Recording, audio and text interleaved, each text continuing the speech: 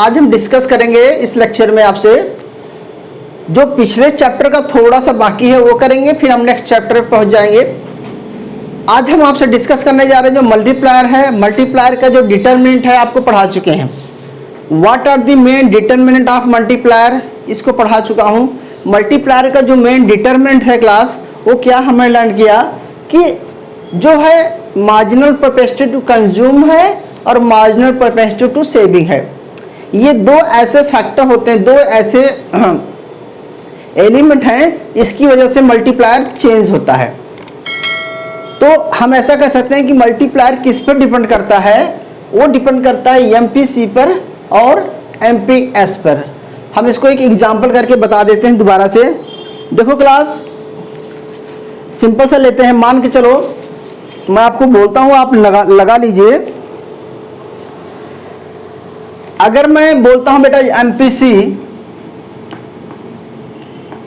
0.5 है और एमपीसी 0.8 है, तो मल्टीप्लायर किसका ज़्यादा होगा, 0.5 का या 0.8 का? मल्टीप्लायर किसका ज़्यादा होगा आप निकालिए। तो मल्टीप्लायर का फार्मूला क्या लिखते थे class, k is equal to 1/1 minus MPC. तो कितना हुआ क्लास बताइए, 0.8 का होगा। ठीक है, कितना होगा 0.8 का? और जब 1/1 माइनस 0.5, ठीक है, अब 1/1 माइनस 0.8, ठीक है। तो जब इसको बनाएंगे बेटा तो कितना निकलेगा मल्टीप्लायर, 2 आएगा। ओके, और जब इसका निकालेंगे तो मल्टीप्लायर कितना आएगा, 5। यस 5। ओके, इट मीन्स कि एमपीसी जब बढ़ेगा, अगर एमपीसी इंक्रीज होगा, एमपीसी इंक्रीज होगा तो के भी क्या होगा, इंक्रीज होगा। अगर एमपीसी डिक्रीज होगा तो मल्टीप्लायर भी डिक्रीज होगा। ये आपका क्लियर हो गया। यानी कि एमपीसी के साथ पॉजिटिव रिलेशन आता है, ठीक है। और इसका अगर हम एमपीएस के साथ देखें,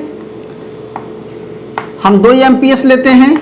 अगर एमपीएस के साथ लेंगे तो इसको हम मान के चलो उसकी 0.5 है क्लास, ठीक है, और ये 0.8 है, ठीक है। अब बताइए एमपीएस के साथ मल्टीप्लायर कैसा निकलेगा? तो आपको क्या करना है, k is equal to 1/MPS भी लिख सकते हैं आप। तो कितना आएगा,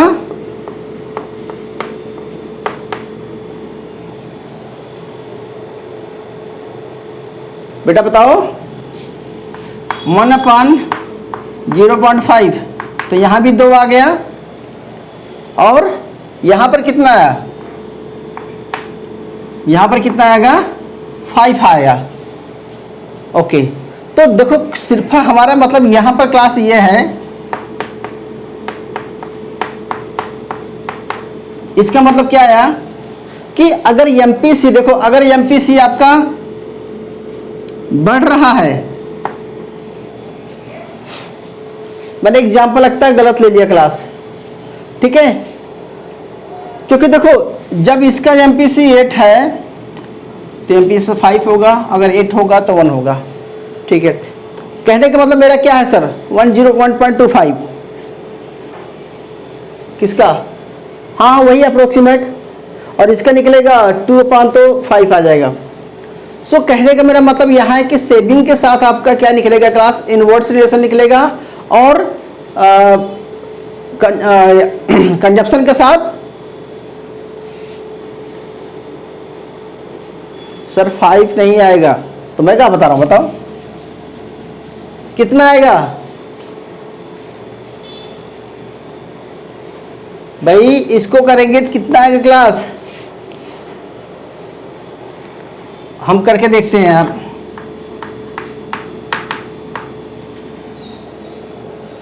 ठीक है, और यहां पर कितना आएगा,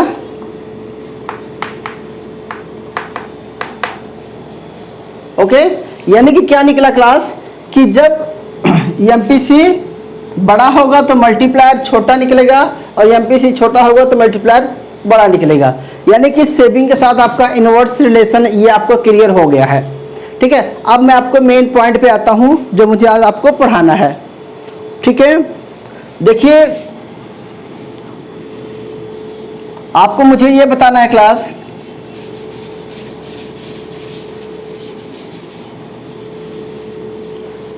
मैंने आपको दो चीजें लर्न कराया था, थोड़ा सा याद कर लेना। मैंने बताया था मल्टीप्लायर प्रोसेस कैसे होता है। तो मल्टीप्लायर प्रोसेस में आपको एक चीज और बताए थे यार, क्या कि जब हमारे पास गिवन रहता है, यानी कि देखो मान के चलो क्लास आपको बोलता था, कल बताया था कि जो एमपीसी है मान के चलो कितना है, वो 0.5 है। ठीक है, और अगर हमने इन्वेस्टमेंट किया, इन्वेस्टमेंट हमने 1000 रुपये कर दिया, एमपीसी 0.5 है, इन्वेस्टमेंट मैंने 1000 रुपीज कर दिया। ठीक है, तो जीडीपी कितना इंक्रीज होगा, जीडीपी कितना इंक्रीज होगा, कितने गुना इंक्रीज होगा, तो आपका मल्टीप्लायर क्या निकलेगा, मल्टीप्लायर कितना आया था, इसका मल्टीप्लायर कितना आया था, सर ब्लर हो रहा है, वेट कर लीजिए क्लियर हो जाएगा। हमें क्या करना है क्लास,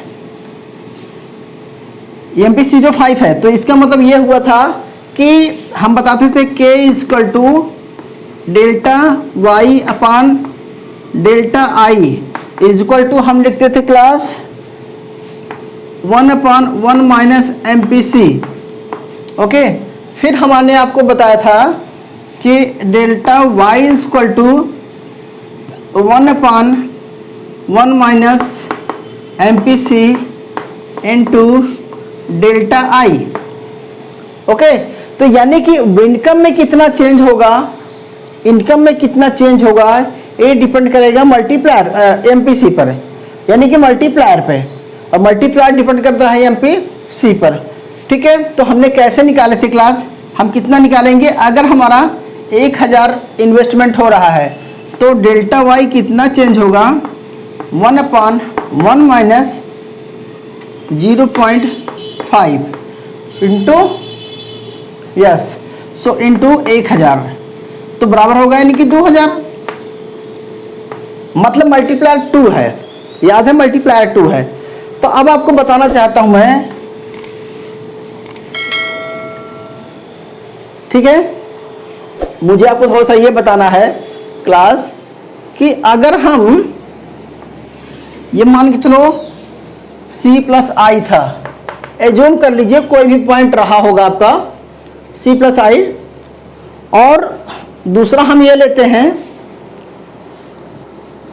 दूसरा क्लास हम ये लेते हैं कि जो ये c प्लस आई है और ये आपका y वाला ग्राफ था, तो मान के चलो आप यहाँ पे इक्विलिब्रियम था जीडीपी का।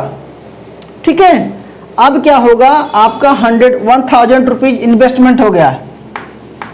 ठीक है, तो आपका जो ग्राफ बनेगा वो कैसा बनेगा, ऊपर की तरफ जाएगा, तो ये c प्लस आई प्लस डेल्टा आई हो गया मान के चलो। तो अब आपको ये दिखाना था कि मल्टीप्लायर कैसे वर्क करता है, ये भी बताए थे आपको। तो आपको बताए थे, अब मान के चलो इतना इन्वेस्टमेंट होता, कितना 1000 इन्वेस्टमेंट होता है, तो पहले कितना बढ़ेगा, 1000 बढ़ेगा, फिर कितना बढ़ेगा, फिर 500 बढ़ेगा, फिर कितना बढ़ेगा, 250 इंक्रीज होगा, फिर कितना बढ़ेगा, अगेन 125 इंक्रीज होगा। तो ऐसे करते करते ना आप यहां पर पहुंचेंगे तो कितना डबल हो जाएगा, क्या हो जाएगा, डबल हो जाएगा। क्यों हो जाएगा, क्योंकि मल्टीप्लायर एमपीसी 0.5 है, मल्टीप्लायर 2 है। ये क्लियर है। अब मैं आपको बताता हूं कि जब यहां तक आप पहुंच गए हैं तो ये कई बार यहां तक नहीं पहुंच पाता। ठीक है, मान के चलो हम लास्ट तक नहीं जा पाएगा, मतलब इनकम 2000 हो रही है, यानी कि 1000 रुपये आपने इन्वेस्टमेंट किया तो 1000 रुपये इन्वेस्टमेंट से आपकी इनकम 2000 हो जाती है। लेकिन 2000 होगी या नहीं होगी इस बात पे डिपेंड करेगा कि आपका जो मल्टीप्लायर है वो प्रॉपर रन कर रहा है। अगर प्रॉपर रन नहीं कर रहा है तो मल्टीप्लायर 2000 रुपये नहीं होगा, यानी कि जीडीपी इतना नहीं बढ़ेगा। जब जीडीपी इतना नहीं बढ़ेगा, प्रॉपर मल्टीप्लायर वर्क नहीं करेगा, तो उसे बोलते हैं क्लास लीकेज। लीकेज इन मल्टीप्लायर, मल्टीप्लायर में लीकेज हो गया, यानी कि मल्टीप्लायर प्रॉपर वर्क नहीं कर रहा है। और जब मल्टीप्लायर प्रॉपर वर्क नहीं करता है तो इसका मतलब होता है कि मल्टीप्लायर में लीकेज है, यानी कि अगर 1000 रुपये इन्वेस्टमेंट किया है तो 2000 तक नहीं हो पाएगा, बीच में ही रुक जाएगा। अब क्या रीजन है कि मल्टीप्लायर वर्क नहीं करता? अगर मल्टीप्लायर वर्क करेगा तब तो जीडीपी यहां से यहां तक पहुंच जाएगी। अगर मल्टीप्लायर वर्क नहीं किया तो जीडीपी 2000 तक नहीं जाएगी। इसे ही बोलते हैं क्लास हम मल्टीप्लायर लीकेज। और इस लिंकेज को या जो लीकेज है इसको कैसे समझेंगे? तो लीकेज ना हो और मल्टीप्लायर प्रॉपर वर्क करे, इसके लिए मेन जो कंडीशन है क्या थी कि एमपीसी चेंज नहीं होना चाहिए और एमपीएस भी चेंज नहीं होना चाहिए। क्योंकि एमपीसी 0.5 है तो एमपीएस कितना निकलेगा आपका? एमपीएस भी 0.5 निकलेगा। और अगर एमपीसी 0.8 है, एमपीसी 0.8 है तो एमपीएस कितना निकलेगा? 0.2 निकलेगा। तो एमपीएस और एमपीसी दोनों कांस्टेंट होनी चाहिए। क्यों? क्योंकि अगर एमपीसी कांस्टेंट है तो एमपीएस ऑटोमेटिकली कांस्टेंट रहेगा, और अगर एमपीएस कांस्टेंट है तो एमपीसी आल्सो कांस्टेंट रहेगी।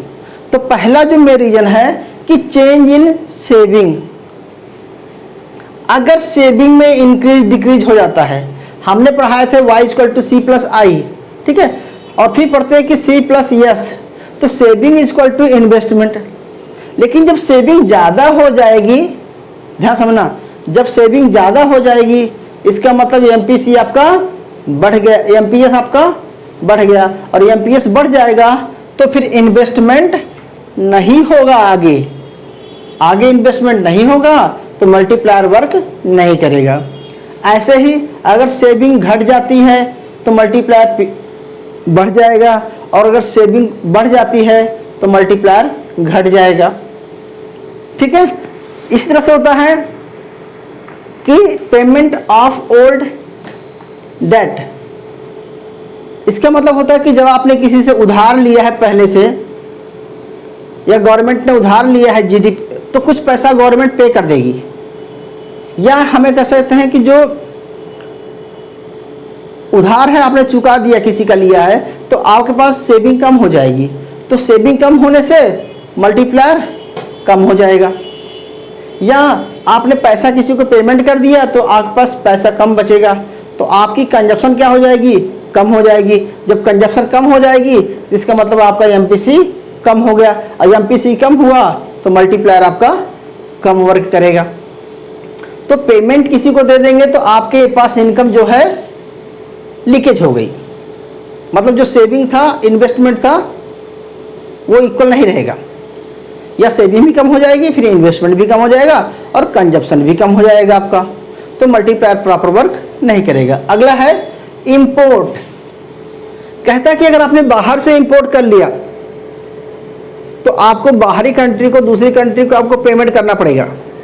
जब आप बाहरी कंट्री को पेमेंट करेंगे तो आपका पैसा बाहर चला जाएगा।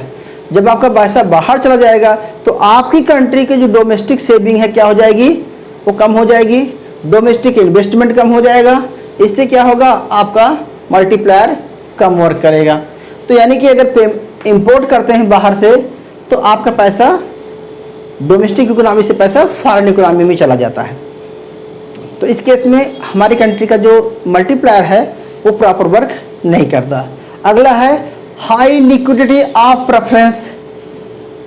इसका मतलब है कि अगर आप अपने पास ज़्यादा कैश रखना स्टार्ट कर देते हैं क्लास, जब आप अपने पास ज़्यादा कैश रखेंगे इसका मतलब आप इन्वेस्टमेंट नहीं कर रहे हैं या आप कोई चीज़ कंज्यूम नहीं करना चाहते। तो जब आप कंज्यूम नहीं करना चाहते हैं तो एमपीसी भी कम हो जाती है और फिर मल्टी इन्वेस्टमेंट भी कम हो जाएगा। दूसरी बात, आप ज़्यादा अपने पास कैश रखना चाहते हैं तो सेविंग बढ़ जाएगी। तो यार सेविंग तो निगेटिव इम्पैक्ट डालता ही डालता है। दूसरा, इधर कंजप्शन भी कम हो जाएगा। तीसरा, इधर आपका इन्वेस्टमेंट भी कम हो जाएगा। जब ये दोनों चीज़ें कम हो जाएंगी तो मल्टीप्लायर ऑटोमेटिकली जहाँ तक जाना चाहिए प्रोसेस में प्रोसेस वर्क नहीं करेगा, बीच में ही रुक जाएगा। क्लियर? अगला है इन्फ्लेशन। अगर मार्केट में इन्फ्लेशन हो जाती है तो जो चीज़ 10 रुपये की मिलती थी वो 15 या 20 रुपये की हो गई, तो लोगों की कंजप्शन क्या हो जाएगी? कम हो जाएगी। जब लोगों की कंजप्शन कम हो जाएगी तो एमपीसी ऑटोमेटिकली कम हो जाएगी और सेविंग ऑटोमेटिकली बढ़ जाएगा। तो एमपीसी घट जाएगी और सेविंग बढ़ जाएगा। ठीक है, तो मार्केट में डिमांड ही नहीं होगी क्योंकि लोग कैश रखना पसंद करते हैं। जब डिमांड ही नहीं होगी तो इन्वेस्टमेंट नहीं होगा, इन्वेस्टमेंट नहीं होगा तो मल्टीप्लायर वर्क नहीं करेगा, जीडीपी आगे रन नहीं कर पाएगी। अगला है क्लास टैक्सेशन। टैक्सेशन का मतलब होता है कि गवर्नमेंट टैक्स लगाती है, चाहे वो डायरेक्ट टैक्स हो और चाहे इनडायरेक्ट टैक्स हो। अगर गवर्नमेंट टैक्स लगाती है तो वाई में से टी निकल जाता है, यानी कि आपका जो डिस्पोजेबल इनकम है क्या हो जाएगी? वो कम हो जाएगी। क्योंकि हम पढ़ते थे y equal to C plus S, तो अगर y में से अगर टी भी निकाल देंगे तो हमारे पास कंजप्शन के लिए पैसा कम बचेगा और सेविंग के लिए भी पैसा कम बचेगा। तो जब गवर्नमेंट टैक्सेशन अडॉप्ट कर लेती है तो इस केस में क्या होता है कि मल्टीप्लायर भी कम होना शुरू हो जाता है। क्यों? क्योंकि सेविंग कम हो जाती है टैक्स लगाने से। इससे इन्वेस्टमेंट कम हो जाएगा क्योंकि सेविंग इक्वल टू इन्वेस्टमेंट हम माने हैं। ठीक है, तो ये 6-7 पॉइंट्स हैं, you can write note down. Saving, payment of, आपकी बुक्स में और भी कुछ एग्जाम्पल होंगे। ठीक है, लेकिन मेरे लिए आपको ये ध्यान रखना है कि सेविंग और एमपीसी और एमपीएस को जरूर ध्यान रखना है।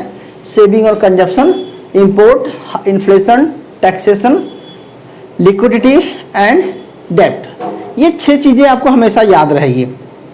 सेकंड फिर से समझा दो। सेकंड का मतलब होता है, इसका मतलब क्या होता है? डीईबी, डेट्स मतलब होता है कि आप किसी से उधार लिए हैं। जब आपके पास इनकम आएगी तो क्या करेंगे? आप किसी का पहले उधार चुका देंगे। जब किसी का उधार चुका देंगे तो आपके पास पैसा ही नहीं बचेगा। जब आपके पास पैसा नहीं बचेगा तो आपकी कंजप्शन ऑटोमेटिकली कम हो जाएगी, तो एमपीसी आपका कम हो जाएगा। और एमपीसी कम होने का मतलब है कि मल्टीप्लायर कम वर्क करेगा। ठीक है, दूसरी बात, आपके पास सेविंग रहेगी नहीं।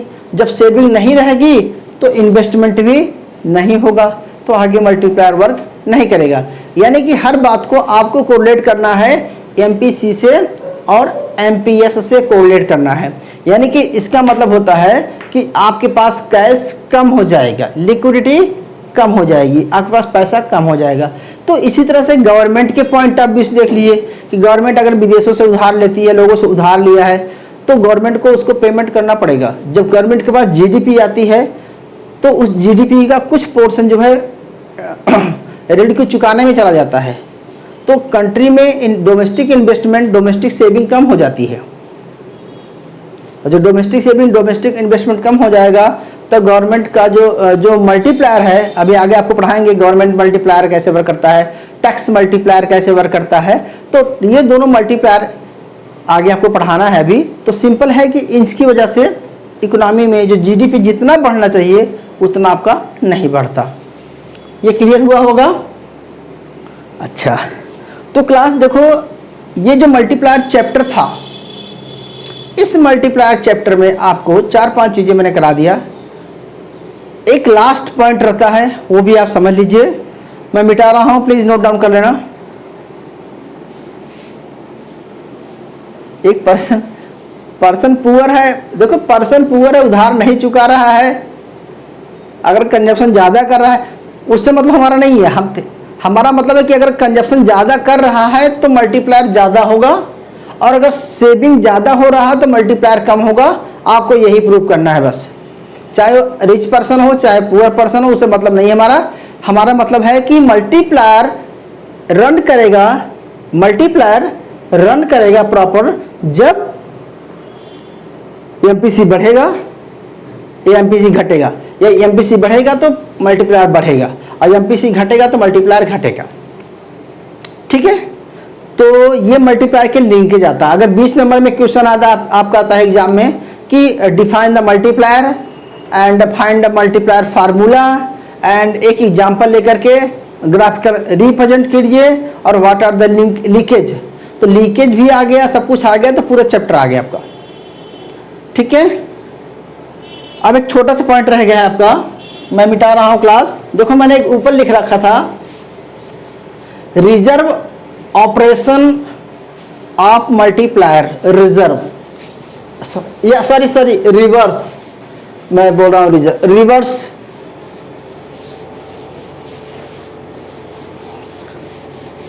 देखो बेटा, रिवर्स का मतलब क्या हुआ, रिवर्स ऑपरेशन,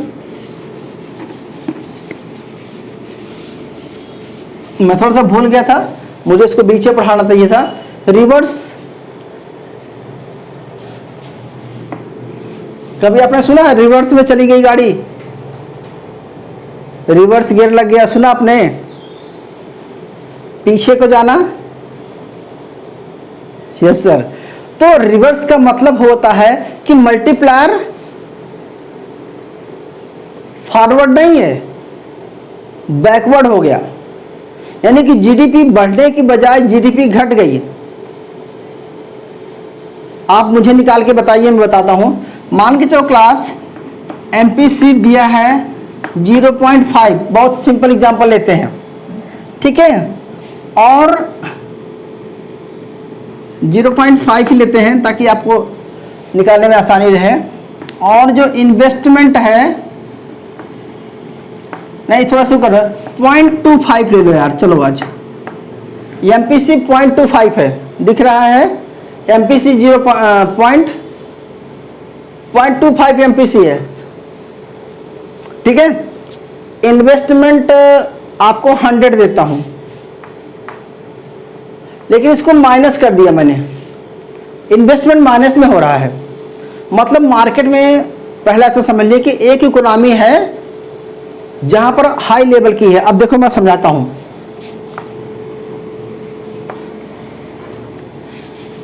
ध्यान समझना बेटा, बहुत इंपॉर्टेंट है। हमने यहां लिखा C+I, ठीक है, ये है, और इसे हम AD भी कह सकते हैं, ठीक है। और ये हमारा एक ग्राफ है, ये Y वाला ग्राफ है, C+CS, इसे हम एग्रीगेट सप्लाई भी बोलते हैं। ये भी क्लियर है, यहाँ सब पढ़ा चुका हूँ आपको। अभी करना क्या आपको, मैं बोलता हूँ कि इस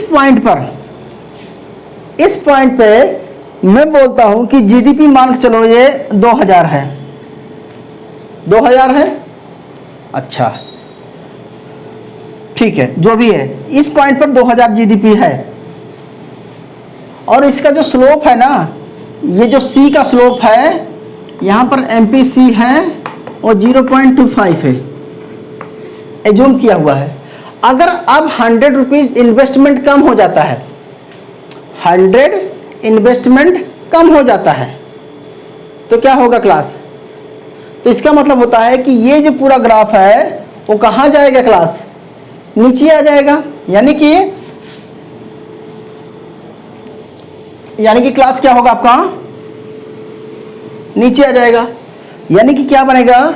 C+I प्लस डेल्टा आई, मतलब डेल्टा आई चेंज हुआ, लेकिन क्या हुआ? वो निगेटिव चेंज हुआ है। अब मल्टीप्लायर दिखाते हैं, मल्टीप्लायर होता है k equal to delta y upon delta I लिखते थे हम, फिर लिखते थे 1 माइनस MPC। ओके, अब हमें लिखना है कि डेल्टा y में कितना चेंज आएगा, y में कितना चेंज आएगा, तो लिखेंगे 1 upon 1 minus MPC into delta आई। लेकिन ये डेल्टा आई किस में है बेटा माइनस में है। डेल्टा आई क्या है, माइनस में है। आप मुझे आंसर बताइए कितना माइनस आएगा भाई, आप निकाल के बताओ भाई, जीडीपी कितना माइनस जाएगी। यार कोई नहीं निकाल पा रहा है भाई। बेटा पहले मल्टीप्लायर निकालो, मल्टीप्लायर कितना आएगा प्लीज, मल्टीप्लायर फाइंड कीजिए। तो मल्टीप्लायर फाइंड 0.5 ले लेते हैं। ओके, आप बता दो। अच्छा आंसर तो निकता निकल गया, आई नो, क्लियर है आपका। अब बताइए अगर 0.5 होता तो जीडीपी कितना कम होगा। अब तो क्लियर है भाई, जब 1 अपॉन 1 माइनस 0.5 है तो कितना आया, अब तो 2 आएगा ना।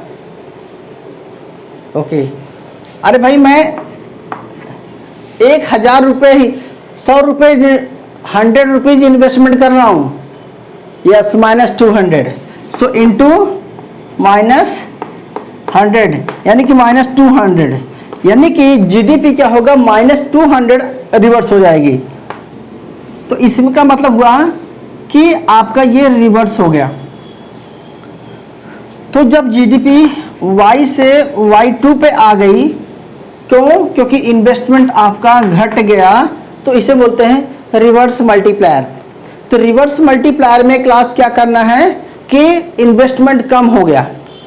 ऐसे हम आगे आपको पढ़ाएंगे कि टैक्स बढ़ गया या गवर्नमेंट का एक्सपेंडिचर कम हो गया, तो गवर्नमेंट एक्सपेंडिचर कम होने की वजह से जीडीपी कम हो जाएगा, या गवर्नमेंट एक्सपेंडिचर बढ़ने की वजह से जीडीपी बढ़ जाएगा। इसी तरह से टैक्स घटने की वजह से जीडीपी बढ़ जाएगा और टैक्स बढ़ने की वजह से जीडीपी बढ़ जाएगा। तो ये हमारा जब 3 सेक्टर पढ़ेंगे तो सेम इसी तरीके से पूरा 3 सेक्टर पढ़ना है। तो मैं आपको यहाँ पर आज इसीलिए हर बार आपको मैं न्यूमेरिकल करा रहा हूँ, ताकि आपको नेक्स्ट चैप्टर में जिसमें हम 3 सेक्टर इकोनॉमी पढ़ेंगे, जिसमें हम गवर्नमेंट एक्सपेंडिचर पढ़ेंगे, गवर्नमेंट टैक्सेशन पढ़ेंगे, गवर्नमेंट मल्टीप्लायर पढ़ेंगे, टैक्स मल्टीप्लायर पढ़ेंगे, और एक साथ हम उसको डिटरमाइन करेंगे। सारा कुछ ऐसे ही चलेगा, बस उसमें हमें सी प्लस आई की जगह पे जी भी ऐड कर देंगे बस, या टैक्स माइनस कर देंगे बस। सब कुछ ऐसे ही पढ़ना है। तो उम्मीद करता हूं कि ये पूरा चैप्टर आपका मल्टीप्लायर कवर हो गया है और मल्टीप्लायर आ गया है। एग्जाम में अगर आता है कि 20 मार्क्स का 15 मार्क्स का जो भी क्वेश्चन आता है, न्यूमेरिकल आता है, तो बहुत अच्छा रहेगा। आप इसको अच्छे से समझ लेना, अच्छे से तैयारी कर लेना। ठीक है क्लास।